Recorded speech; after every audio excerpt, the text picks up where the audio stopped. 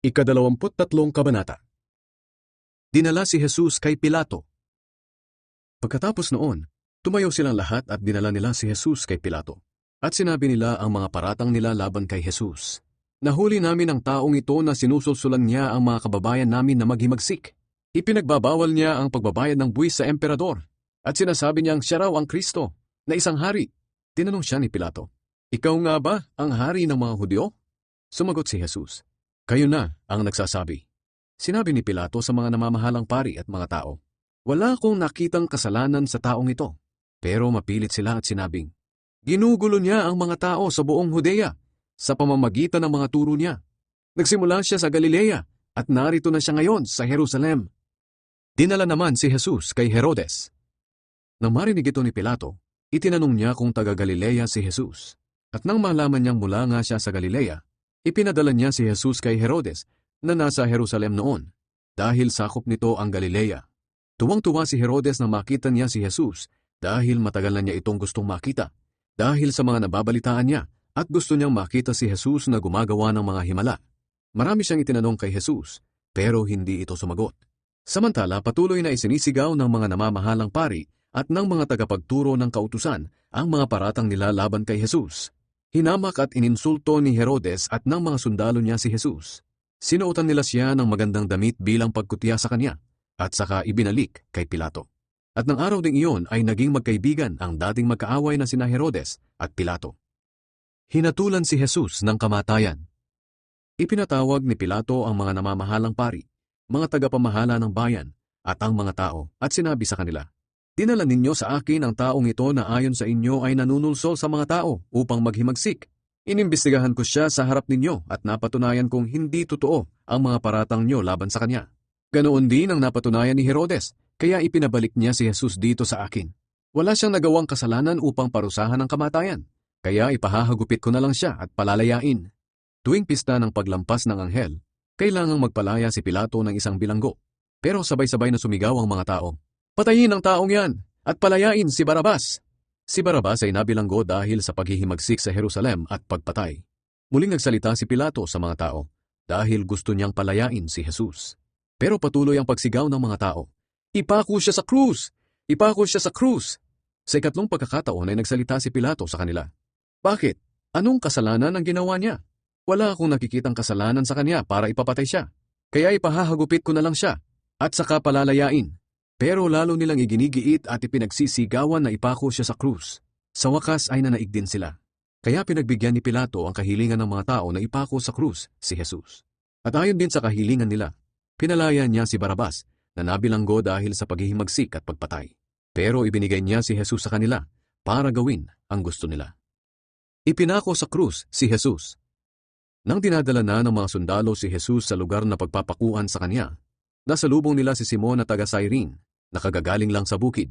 Dinakip nila ito at sapilitan nilang ipinapasan sa kanya ang krus, kasunod ni Jesus. Sinusundan si Jesus ng napakaraming tao, kabilang ang mga babaeng umiiyak at nananaghoy dahil naaawa sila sa kanya. Pero lumingon sa kanila si Jesus at sinabi, "Kayong mga kababaihan ng Jerusalem, huwag ninyo akong iyakan. Ang iyakan ninyo ay ang mga sarili ninyo at ang inyong mga anak.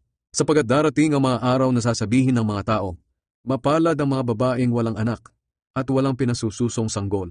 Sa mga araw na iyon ay sasabihin ng mga tao sa mga bundok at sa mga burol, tabunan ninyo kami, sapagkat kung ginawa nila ito sa akin na walang kasalanan, ano pa kaya sa mga taong may kasalanan?" Dalawa pang kriminal ang dinala nila upang patayin kasama ni Jesus. Pagdating nila sa lugar na tinatawag na Bungo, ipinako nila sa krus si Jesus at ang dalawang kriminal. Ang isa ay sa kanan ni Jesus at ang isa ay sa kaliwa. Sinabi ni Jesus, "Ama, patawarin mo sila dahil hindi nila nalalaman ang kanilang ginagawa." Nagpalabunutan ng mga sundalo para paghahati-hatian ang mga damit ni Jesus. Habang nakatayo ang mga tao roon at nanonood, iniinsulto ng mga tagapamahala ng bayan si Jesus. Sinabi nila, "Iniligtas niya ang iba. Iligtas naman niya ngayon ang kanyang sarili kung siya nga talaga ang Kristong pinili ng Diyos." Ininsulto rin siya ng mga sundalo at binigyan ng maasim na alak. At sinabi pa nila sa kanya, "Kung ikaw nga ang hari ng mga Hudyo, iligtas mo ang iyong sarili." May karatula sa ulunan ni Jesus at ganito ang nakasulat, "Ito ang hari ng mga Hudyo."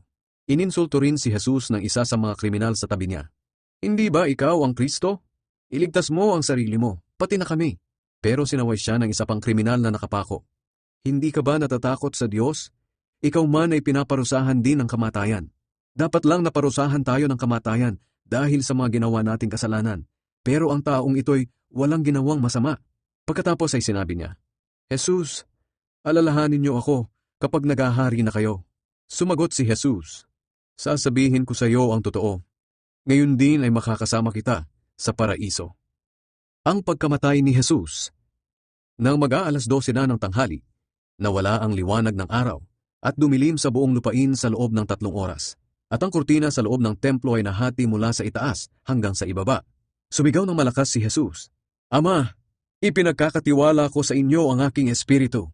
At pagkasabi niya nito, nalagot ang kanyang hininga. Nang makita ng kapitan ng mga sundalo ang nangyari, pinuri niya ang Diyos at sinabi, Totoo ngang walang kasalanan ng taong ito. Ang mga taong pumunta roon at nakasaksi sa lahat ng nangyari ay umuwi ng malungkot at dinadagukan ang kanilang mga dibdib. Sa di kalayuan ay nakatayo ang mga kaibigan ni Jesus, pati ang mga babaeng sumama sa kanya mula sa Galilea.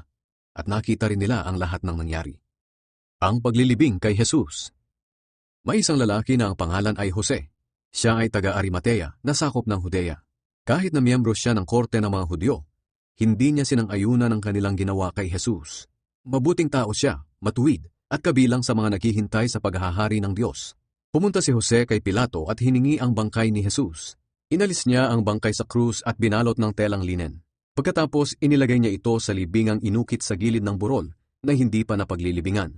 Biyernes noon at araw ng paghahanda para sa araw ng pamamahinga. Sinundan si Jose ng mga babaeng sumama kay Jesus mula sa Galilea. Nakita nila ang libingan at ang pagkakalagay doon ng bangkay ni Jesus. Pagkatapos, umuwi sila at naghanda ng sari-saring pabango na ipapahid sa bangkay ni Jesus. At nang magsimula na ang araw ng pamamahinga, nagpahinga sila ayon sa kautusan.